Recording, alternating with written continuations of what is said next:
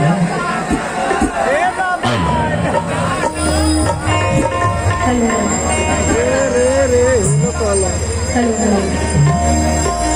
नमस्कार, प्रणाम आप सभी लोगों को।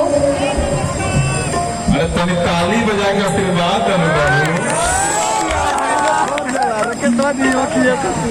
आप सभी को पता है कि आज इस गांव के ये गांव जिनके नाम से जाना जाता है, कृष्णा बेदर्दी जी, उनके छोटे भाई साहब का तिलक है और हम सब यहाँ पर शरीक हुए हैं उनके छोटे भाई के तिलक समारोह में।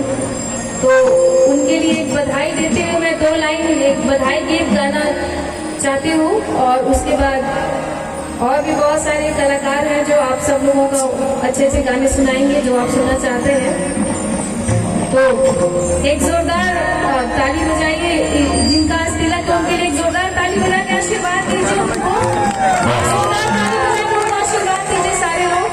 आशीर्वाद दें ताकि वर वधू हमेशा सुख शांति में रहे, घर परिवार में सुख शांति हो।